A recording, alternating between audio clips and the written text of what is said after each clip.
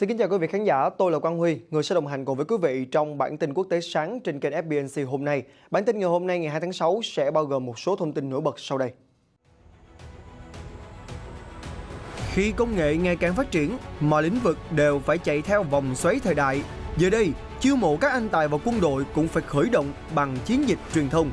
Thế nhưng bộ phim quảng cáo tuyển dụng năm nay của quân đội xứ Cờ Hoa vấp phải chỉ trích nặng nề từ cả Nga, Trung Quốc và nội bộ đảng Cộng Hòa vì nội dung quá ẻo lả. Tuy nhiên, Bộ trưởng Quốc phòng Mỹ tuyên bố không quan tâm bình luận tiêu cực. Liệu quân đội nước Mỹ trong tương lai sẽ là những nhân tố ra sao?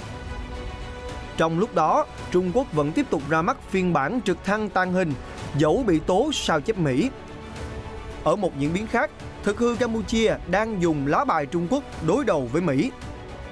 Vụ án gián điệp có thể đổ thêm dầu vào lửa trong mối quan hệ Nhật-Trung.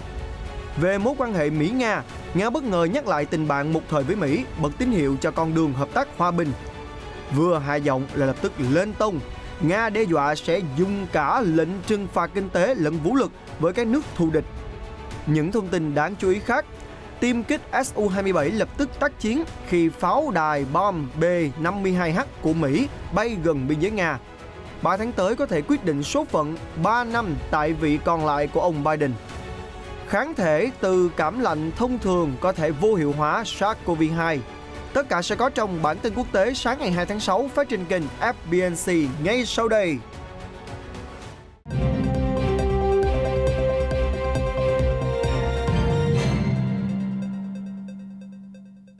Thưa quý vị, trong những ngày vừa qua, một video clip quảng cáo của quân đội Hoa Kỳ nhằm chiêu mộ nhân tài cho thế hệ binh sĩ Gen Z kế tiếp đã vấp phải chỉ trích từ phía các nước đối thủ như là Trung Quốc và Nga, cũng như là từ chính những quan chức cấp cao của đảng Cộng Hòa vì bị cho là quá mềm yếu, không phù hợp để mô tả về lực lượng hùng hậu và thụy uy sức mạnh của quân đội xứ Cờ Hoa. Trước tình hình này và cũng nhân ngày tưởng niệm của Mỹ, mới đây thì Bộ trưởng Quốc phòng Mỹ Lloyd Austin cũng đã tuyên bố sẽ không hề bị khuất phục trước những lời bình phẩm tiêu cực của bất kỳ ai, dẫu là thù trong hay giặc ngoài. Đồng thời, ông Austin cũng đã ca ngợi quân đội Mỹ là tốt nhất trên thế giới hiện nay.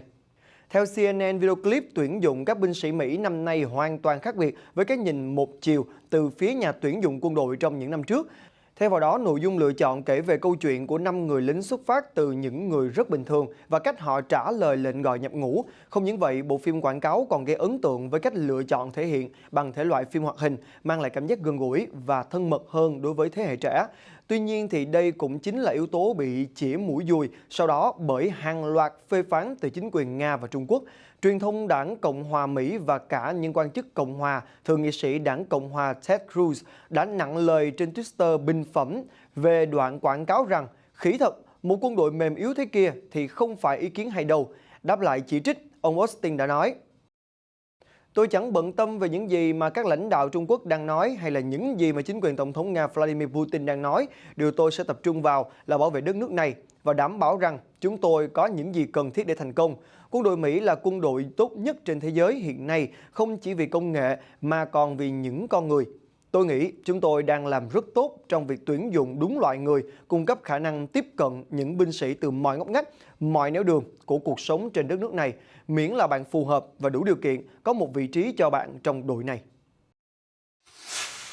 Theo nguồn tin từ South China Morning Post cho biết rằng Trung Quốc dường như đang phát triển một máy bay trực thăng tàng hình mà các nhà phân tích cho biết có thuật ẩn thân rất cao, thách thức cả radar, cảm biến hồng ngoại và tất nhiên là cả thị giác và thính giác của con người. Theo quan sát thì đây có thể là một chiếc biến thể tàng hình của máy bay trực thăng hạng trung Z-20 mà Trung Quốc đang sở hữu. Nhắc đến Z-20, chiếc chiến cơ này từng vấp phải cáo buộc của một số phương tiện truyền thông nước ngoài cho rằng thiết kế này có thể là phiên bản sao chép công nghệ của Mỹ. Tuy nhiên, các chuyên gia Trung Quốc đã bác bỏ và cho rằng đây là một cáo buộc vô căn cứ. Hiện tại, mô hình của chiếc trực thăng được trưng bày tại một cơ sở của Viện Nghiên cứu và Phát triển trực thăng Trung Quốc AVIC thuộc sở hữu nhà nước ở tỉnh Giang Tây, miền đông Trung Quốc. Báo cáo không nêu chi tiết về kết cấu của chiếc trực thăng. Các nhà quan sát quân sự lưu ý rằng mẫu máy bay này có thể có các tính năng tàng hình trong thiết kế khung máy bay, cánh quạt và ống xả dựa trên công nghệ tàng hình của trực thăng Z-20. Mô hình này thể hiện nhiều đặc điểm tàng hình, bao gồm thiết kế khí động học, giảm tiết diện radar,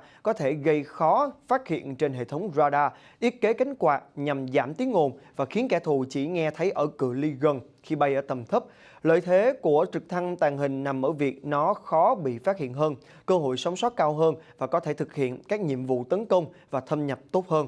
Trở lại với cáo buộc công nghệ trực thăng tàng hình của Trung Quốc là phiên bản sao chép từ Mỹ, mà cụ thể là sao chép máy bay trực thăng thế hệ UH-60 do công ty máy bay Sikorsky của Mỹ chế tạo, tức là dòng máy bay trực thăng Black Hawk đã từng tham gia cuộc đột kích Bin Laden và bị bắn rơi Pakistan. Tuy nhiên, phía Trung Quốc đã lập luận rằng Mỹ đã giữ bí mật về máy bay trực thăng tàng hình của mình và chỉ có một số thông tin nhỏ. Ngoài ra, ngành hàng không Trung Quốc đã bước vào giai đoạn đổi mới trong phát triển máy bay tiên tiến và có thể độc lập phát triển loại máy bay này. Một luận điểm khác mà Trung Quốc đưa ra đó là việc giống nhau về ngoại hình của các loại chiến cơ là điều rất bình thường trong phát triển hàng không.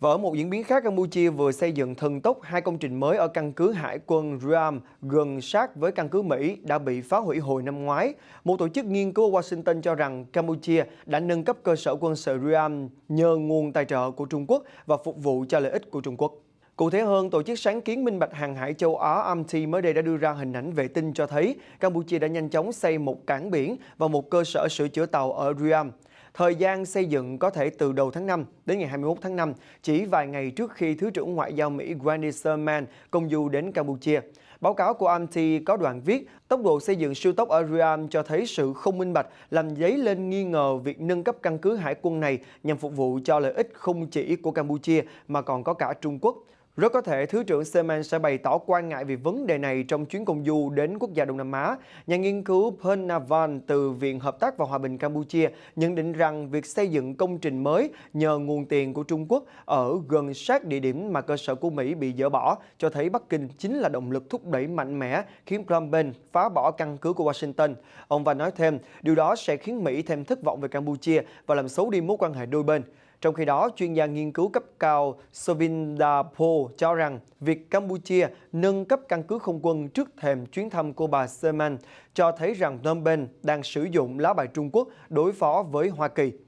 Mục đích chính của việc xây dựng là nhằm có thêm ưu thế trong cuộc đàm phán và mặc cả các lợi ích với phía Mỹ. Trích lời chuyên gia Po nhận định được biết rằng là Thứ trưởng Sherman đến Phnom Penh và gặp gỡ Thủ tướng Hun Sen vào hôm thứ Ba 1 tháng 6 trong chuyến thăm 11 ngày của bà đến Brussels, Ankara, Jakarta, Bangkok và Honolulu. Tiếp theo sẽ là một diễn biến mới trong một vụ án gián điệp có thể gây thêm căng thẳng trong mối quan hệ giữa Trung Quốc và Nhật Bản. Vụ án xoay quanh nhà sử học Yoon Kye-win, 65 tuổi, là người Trung Quốc nhưng sinh sống và làm việc ở Nhật Bản. Năm 2019, ông Yoon đột ngột mất tích khi về nước dự tang lễ của người thân. Một năm sau, gia đình mới hay tin ông Yoon đã bị giới chức Trung Quốc bắt giam do nghi ngờ làm nội gián cho chính phủ Nhật Bản. Mới đây, con trai cả của vị giáo sư nổi tiếng đã lên tiếng kêu gọi nhà chức trách Trung Quốc thả tự do cho bố. Anh Yoon Chen-ji, 29 tuổi, nói trong cuộc họp báo ở Tokyo rằng chúng tôi chỉ biết hy vọng rằng sự trong sạch của bố sẽ được nhìn nhận đúng đắn. Ông Yoon, giáo sư ngành lịch sử chính trị tại Đại học Giáo dục Hokkaido, đã bị Trung Quốc giam giữ suốt 2 năm vừa qua. Bắc Kinh không nêu chi tiết các hành vi mà ông Yoon đã thực hiện. Tuy nhiên, vị giáo sư nổi tiếng đã phủ nhận tất cả các cáo buộc trong buổi gặp luật sư đầu tiên vào hôm ngày 9 tháng 5. Trung Quốc hồi tuần trước đã khước từ yêu cầu của gia đình và bạn bè giáo sư Yoon. Người phát ngôn Bộ Ngoại giao Trung Quốc Triệu Lập Kiên cho biết cá nhân nào làm tổn hại đến an ninh quốc gia dĩ nhiên sẽ bị trừng phạt theo quy định của pháp luật. Trong khi đó, ở Nhật Bản, nhiều học giả đã tiến hành một chiến dịch kêu gọi chính phủ Trung Quốc làm rõ vụ việc, đừng bắt nhầm người vô tội. Việc xét xử giáo sư Yoon trong thời gian tới có thể sẽ thổi bùng căng thẳng ngoại giao mới giữa Bắc Kinh và Tokyo, giữa lúc đôi bên đang chứng kiến mối quan hệ ngày càng chuyển biến xấu. Nếu như mối quan hệ giữa Mỹ Trung đang rơi vào giai đoạn cao trào của sự căng thẳng, thì một đồng minh thân thiết gần đây của Trung Quốc là Nga cũng đang vướng vào mâu thuẫn và bất đồng đáng lo ngại với Mỹ. Tuy vậy, thì thư ký Hội đồng An ninh Nga Nikolai Patrushev cũng đã vừa tuyên bố về một điểm sáng tích cực để Nga và Mỹ có khả năng đạt được các giải pháp hòa bình. Trước đó, Cố vấn An ninh Quốc gia Mỹ Jake Sullivan và thư ký Hội đồng An ninh Nga Nikolai Patrushev hôm 24 tháng 5 đã gặp nhau ở Geneva vài ngày sau cuộc hội đàm trực tiếp giữa Ngoại trưởng Nga Sergei Lavrov và Ngoại trưởng Mỹ Antony Blinken. Cuộc gặp gỡ cũng nằm trong nỗ lực tiền trạm cho cuộc gặp cấp cao của nguyên thủ quốc gia hai nước, ông Putin và ông Biden. Nga và Mỹ không kỳ vọng cuộc gặp này có thể đảo chiều mối quan hệ đầy chông gai giữa hai nước, nhưng tin tưởng rằng đó là dịp để thu hẹp bất đồng và tìm kiếm những lĩnh vực có thể hợp tác hiệu quả. Phỏng vấn sau cuộc gặp, ông Patrushev mới đây đã nhắc lại rằng: "Tôi muốn lưu ý bản chất xây dựng và nội dung hữu ích của các cuộc tham vấn Nga-Mỹ giữa Hội đồng An ninh. Ngoài ra, có thể nói rằng chúng ta có thể tin tưởng vào các giải pháp được cả hai bên chấp nhận cho một số vấn đề." Ông Patrushev nói rằng sau cuộc hội đàm, cả ông và ông Sullivan đã cùng đề cao một giai đoạn mang tính biểu tượng từ lịch sử chung của hai quốc gia. Năm 1863, trong cuộc nội chiến ở Hoa Kỳ, đế quốc Nga đã hỗ trợ Washington trong cuộc đấu tranh vì sự thống nhất của đất nước bằng cách gửi hai phi đội tàu tuần dương đến New York và San Francisco. Các nhật báo của Mỹ mô tả sự kiện đó là thời khắc đoàn kết của nhân dân hai nước. Kết luận lại, thư ký Patrushev bày tỏ hy vọng nó sẽ như một lời nhắc nhở rằng Nga và Hoa Kỳ hoàn toàn có thể là bạn và hợp tác.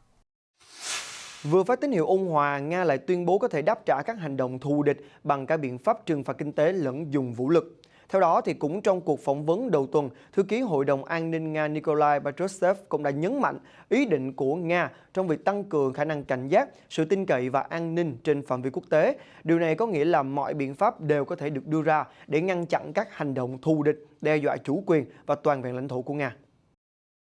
Trang tin TASS dẫn lại lời của thư ký Hội đồng An ninh Quốc gia Nga Nikolai Patrushev nhấn mạnh, đầu tiên và quan trọng nhất là áp đặt các biện pháp kinh tế đặc biệt, nhưng nếu cần, cũng có thể áp dụng các biện pháp quân sự mạnh mẽ.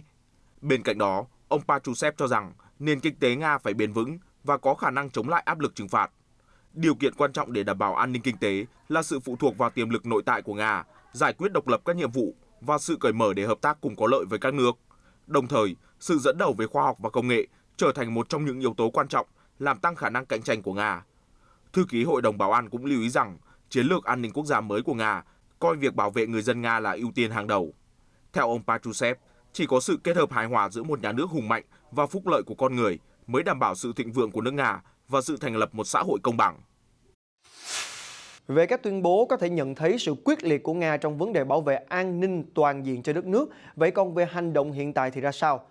Vào hôm ngày 1 tháng 6, nguồn tin từ Trung tâm Kiểm soát Quốc phòng của Bộ Quốc phòng Nga NDCC cho biết rằng máy bay chiến đấu Su-27 của Nga đã lập tức được xuất kích ngay khi nhận thấy sự xuất hiện bất thường của một máy bay ném bom B-52H của Không quân Hoa Kỳ trên biển Baltic. Trong tuyên bố của NDCC cho biết rằng ngay khi các thiết bị kiểm soát không phận của Nga đã phát hiện một mục tiêu trên không tiếp cận biên giới Nga trên vùng biển trung lập của biển Baltic, một máy bay chiến đấu Su-27 của lực lượng phòng không thuộc hạm đội Baltic Nga đã được điều khiển để xác định mục tiêu trên không và ngăn chặn việc vi phạm biên giới quốc gia Nga. Phi công lái Su-27 xác định mục tiêu trên không là máy bay ném bom chiến lược B-52H của Không quân Mỹ. Ngay sau đó, Su-27 đã tiến hành hoạt động hộ tống chiếc máy bay ném bom qua biển Baltic. Sau khi máy bay quân sự Mỹ quay đầu từ biên giới, chiếc tiêm kích của Nga cũng đã trở về căn cứ địa. NDCC cũng nhấn mạnh không có hành vi vi phạm biên giới nước Nga nào xảy ra. Hôm thứ Hai, các thiết bị kiểm soát không phận của Nga đã phát hiện một mục tiêu trên không tiếp cận. Trở lại với câu chuyện điều hành đất nước của Tổng thống Joe Biden, tờ NBC News hôm 1 tháng 6 đã đăng tải một bài nhận định về 3 tháng đầy quyết định tiếp theo của chính quyền ông Biden. Theo đó, thì nếu mọi thứ diễn ra theo đúng kế hoạch, Tổng thống thứ 46 của Mỹ có thể kết thúc mùa hè với những chiến thắng trong nước và những động thái thúc đẩy tích cực trên trường quốc tế. Nếu không, chính quyền ông Biden có thể sẽ bị vấp ngã trước hàng loạt chính sách ở cả trong nước lẫn đối ngoại. Cụ thể, những kế hoạch mà ông Biden cần phải giải quyết hiện tại đó là việc ký kết của lưỡng đảng về các dự luật cải cách cơ sở hạ tầng, cùng với cuộc gặp đầy quan trọng với Tổng thống Nga Vladimir Putin. Trong những tháng đầu của nhiệm kỳ Tổng thống của Biden, chính quyền của ông đã tập trung vào đại dịch COVID-19 và rõ ràng đã gặt hái được nhiều thành quả khi ông Biden đã có thể vượt qua các mục tiêu mà mình đặt ra xung quanh việc tiêm chủng cho hàng triệu người Mỹ, cũng như thông qua gói cứu trợ coronavirus trị giá 2.000 tỷ đô la. Nhưng trong những tuần gần đây, một số thách thức cho chính quyền ông Biden đã xuất hiện, từ tình trạng thiếu khí đốt đến giao tranh ở Trung Đông, cũng như ông Biden đã trễ thời hạn mà ông đặt ra để ban hành luật cải cách cảnh sát. Tuy vậy, các quan chức Mỹ cho biết họ vẫn tự tin về con đường phía trước. Không những vậy, các quan chức Nhà Trắng cho biết Nhà Trắng đang phải chạy đua với thời gian khi vào cuối năm nay, các thành viên của Quốc hội sẽ tập trung vào các chiến dịch tái tranh cử của họ. Và nếu Đảng Dân Chủ để tuột mất Hạ viện, điều thường xảy ra trong các cuộc bầu cử giữa nhiệm kỳ cho Đảng giữ chức Tổng thống, ông Biden sẽ mất cơ hội tại bất kỳ cơ quan lập pháp lớn nào, Từ đây sẽ mất đi ưu thế trong thời gian còn lại của nhiệm kỳ. Nhật Bản đang lên kế hoạch lâu dài để bắt kịp Mỹ, châu Âu trong việc phát triển và sản xuất vaccine. Theo đài NHK, đại dịch Covid-19 đã giúp chính phủ Nhật Bản nhìn nhận rõ hơn về tầm quan trọng của sản xuất vaccine trong nước. Kế hoạch mới về phát triển vaccine đã được nội các Nhật thông qua vào hôm 1 tháng 6. Theo đó, Nhật Bản sẽ thiết lập thêm nhiều trung tâm nghiên cứu khoa học chuyên sâu và nguồn quỹ sẽ được phân bổ với chiến lược cụ thể. Chính quyền Thủ tướng Yoshihide Suga cũng đã muốn mở rộng phạm vi tiến hành các cuộc thử nghiệm lâm sàng trên toàn châu Á. Trong một diễn biến khác về vaccine, chính phủ Nhật Bản đang cân nhắc chia sẻ một phần trong số 120 triệu liều vaccine đã ký hợp đồng đặt mua với AstraZeneca cho Đài Loan. Trong bối cảnh hòn đảo cáo buộc Bắc Kinh đã can thiệp chặn đứng nhiều thương vụ vaccine, Nhật Bản và Đài Loan vốn có sự gắn kết bền chặt suốt chiều dài lịch sử. Gần đây, Tokyo cũng đã lên tiếng mạnh mẽ hậu thuẫn hòn đảo tự trị chống đỡ với sức ép tăng cường của Bắc Kinh. Liên quan đến tình hình dịch bệnh Covid-19, theo tờ Daily Mail, vừa hé lộ một nghiên cứu mới cho thấy một loại kháng thể phát triển sau khi mọi người bị cảm lạnh thông thường có thể vô hiệu hóa virus Covid-19. Theo báo cáo khoa học, cả cảm lạnh thông thường và SARS-CoV-2 đều thuộc một họ được gọi là coronavirus, gây ra các bệnh về đường hô hấp. Tuy nhiên, từ trước đến nay, người ta tin rằng các kháng thể phản ứng với coronavirus thông thường không hoạt động chống lại loại virus dẫn đến dịch bệnh Covid-19. Và tất nhiên, các niềm tin thì cần phải trải qua quá trình kiểm chứng dựa trên các phân tích khoa học. Bằng chứng cụ thể đã được xác định trong các mẫu máu của những người sống sót sau Covid-19. Các nhà nghiên cứu đã tìm thấy mức độ cao của các tế bào miễn dịch được tạo ra trong thời gian những người này từng bị cảm lạnh thông thường. Bởi lẽ các kháng thể có khả năng ghi nhớ bệnh và nó sẽ được kích hoạt nếu như mối đe dọa quay trở lại. Nhóm nghiên cứu từ Viện Nghiên cứu Scripps ở La Jolla ở California cho biết rằng phát hiện này có thể giúp cho các nhà khoa học phát triển một loại vaccine hoặc là phương pháp điều trị kháng thể để bảo vệ chống lại tất cả các coronavirus. Được biết rằng là các kháng thể có thể lưu thông trong máu trong nhiều năm, thậm chí nhiều thập kỷ, và hệ thống miễn dịch có thể kích hoạt chúng nếu có mối đe dọa xâm nhập. Những nghiên cứu đã xem xét các mẫu máu của những người tham gia trước đại dịch và trong đại dịch. Hiện tại thì các nhà nghiên cứu đang kiểm tra các kháng thể này có thể vô hiệu hóa một số loại coronavirus khác nhau nhằm ứng dụng chế tạo vaccine ngăn chặn các loại dịch bệnh có khả năng bùng phát trong tương lai. Thưa quý vị, thực đơn của một đầu bếp Pháp có tên là Laurent Veillat không dành cho người yếu tim, với những món hảo hạng bao gồm salad, sầu bột vàng hay côn trùng chiên giòn trộn rau củ. Liệu bạn có dám thưởng thức những món đặc sản này hay không? Trên thực tế là nhiều thực khách ở Paris rất yêu thích những món ăn từ côn trùng đó ạ. Chúng đã trở nên ngày càng phổ biến khi Cơ quan An toàn Thực phẩm châu Âu EFSA hồi tháng 1 cho rằng số bột hoàn toàn phù hợp để chế biến thức ăn, và đến tháng 5 vừa qua đã cho phép bán loại côn trùng này ra thị trường. Đồng thời, cơ quan EFSA còn đang nghiên cứu độ an toàn của nhiều loại côn trùng khác nhau để biến chúng thành những nguyên liệu tươi ngon, bao gồm dế và cao cào. Theo các nhà khoa học châu Âu, nhìn chung giun và côn trùng có thể cung cấp nguồn thực phẩm bền vững và ít thải carbon trong tương lai. Trong bối cảnh dân số toàn cầu vẫn tăng lên và một số nguồn thực phẩm truyền thống có thể trở nên khan hiếm, hoặc là việc thu hoạch, chăn nuôi hay mổ thịt gây hại quá mức cho môi trường. Trong khi đó, các món ăn từ côn trùng đang rất được thực khách châu Âu yêu thích, chẳng hạn như tại nhà hàng của đầu bếp Veget ở Paris, nhiều cư dân thủ đô nước Pháp tỏ ra rất yêu thích món mì xào với bột sâu vàng, khoai lang và ấu trùng. Anh Veget cho biết, nhà hàng của mình tự nuôi côn trùng, cho chúng ăn rau và yến mạch để cho chúng chết tự nhiên sau khoảng 4 tháng đến 1 năm rồi mới thu hoạch và đem đi chế biến. Một số thực khách cho biết, món ăn tại nhà hàng của Veget ngon miệng và không quá khác biệt so với các món ăn từ thịt truyền thống. Cô Ajari và con gái đã đến dùng thử các món ăn từ côn trùng. Trong một ngày nắng đẹp ở Paris, cô cho biết, nói thật là tôi không hề có cảm giác e sợ, các món từ sơ bột rất ngon và cũng không khác mấy so với thức ăn hàng ngày. Con gái nhỏ của cô Ajari lại cho biết, cháu ủng hộ những món ăn này vì thân thiện với môi trường và quan trọng là chúng rất ngon. Ông Stephen Dickermaker, phát ngôn viên về vấn đề an toàn thực phẩm tại Ủy ban châu Âu cho biết, côn trùng rất giàu dinh dưỡng. Trong tương lai, nguồn nguyên liệu này có thể giúp chúng ta chuyển đổi sang lối ăn uống khỏe mạnh và bền vững hơn. Thời điểm hiện tại, Úc đang phải trải qua một trận dịch chuột tồi tệ nhất trong nhiều thập kỷ. Reuters cũng đã phỏng vấn một người nông dân có tên là Tal O'Connor ở New South Wales cho biết rằng dịch chuột đã tàn phá hơn 20.000 đô la Úc, nghĩa là 15.000 đô la Mỹ ngũ cốc, và ít nhất là 60.000 đô la Úc, tương đương hơn 46.000 đô la Mỹ, nguồn cung cấp cỏ khô mà anh ta sử dụng để nuôi 800 con cừu merino của mình. Lượng cỏ khô cũng dự tính làm nguồn dự trữ cho những đợt hạn hán trong tương lai, nhưng bây giờ sẽ phải đốt bỏ vì lũ chuột đã sử dụng để làm thức ăn và nơi ở. Chính quyền bang New South Wales hồi tháng 5 đã cung cấp mồi miễn phí cho nông dân để đối phó với vấn đề này, nhưng quy mô của đợt bùng phát đã khiến chính phủ phải kêu gọi cho phép sử dụng bromotilon, một chất độc hiện bị cấm ở Úc, để diệt chuột.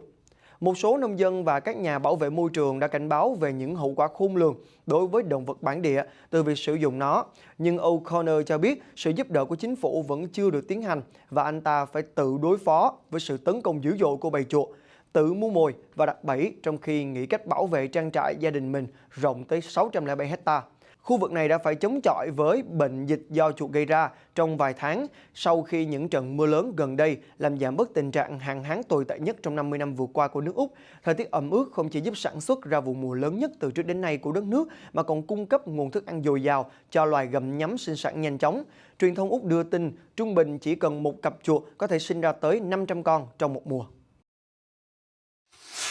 Khép lại bản tin ngày hôm nay thì mời tất cả quý vị cùng với Quang Huy chiêm ngưỡng khoảnh khắc cực kỳ mãn nhãn khi một chiếc drone quay cạnh núi lửa Iceland đã lao thẳng vào dòng dung nham đỏ rực. Cảnh tượng độc đáo này được ghi lại vào hôm 24 tháng 5 cho khán giả được xem cận cảnh vẻ đẹp nguy hiểm của dung nham núi lửa. Người điều khiển drone kiêm YouTuber Jose Helms đã chia sẻ với Reuters rằng cảm giác điều khiển drone đi xuyên qua dung nham sụp sôi thật sự rất mới lạ và khó diễn tả. Mặc dù điều kiện địa chất của núi lửa khiến cho việc kiểm soát quỹ đạo của drone không hề dễ dàng, dung nham nóng chảy có thể trào lên đột ngột và nuốt chửng thiết bị nhỏ bé này bất cứ lúc nào. Sau 6.000 năm ngủ yên, núi lửa gần thủ đô Ireland đã phun trào mạnh mẽ từ nửa cuối tháng 3 đến nay, thu hút rất nhiều người ưa mạo hiểm đến tận mắt chiêm ngưỡng vẻ đẹp thiên nhiên hùng vĩ và tráng lệ. Và những thông tin vừa rồi cũng đã kết thúc bản tin quốc tế sáng ngày 2 tháng 6 trên kênh FBNC. Chúc quý vị sẽ có một ngày mới làm việc hiệu quả. Và những thông tin mới nhất và nóng nhất xoay quanh các vấn đề chính trị, xã hội và đời sống trên toàn cầu sẽ có trong các bản tin quốc tế tiếp theo, phát sóng vào 8 giờ sáng hàng ngày trên kênh FBNC. Còn Huy xin kính chào tạm biệt và hẹn gặp lại.